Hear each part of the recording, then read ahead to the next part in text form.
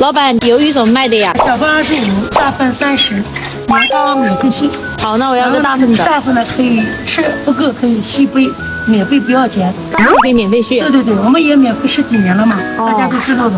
好，都因为本身我们自己农村家里很穷嘛，做这生意我也知道，现在钱更不好挣，我根本就没涨价，东西都是真材实料。现在物价上涨的东西贵的嘞，我真的喘不过气，我自己也不知道怎么做。我有时候心里那个还跟顾客诉，我说我很累的，我都不知道怎么卖了，我怎么办？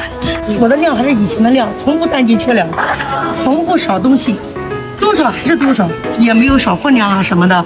一锅大概有多少份？一锅我们一锅下来就是10几份，10几份啊，有时候多的时候30份。30份，这样差不多了是吧？等一会儿可能几分钟就好了。虽然人家说我是网红，但是我的鱿鱼都是大家认可的，从来没有说网红爱怎么样怎么样，从来没赚过黑心钱。很实惠啊，很实惠的。谢谢。哎，没事没事。下次好吃再来啊！好，每个鱿鱼都裹满酱料，好好吃，分量超足，阿姨真的很好。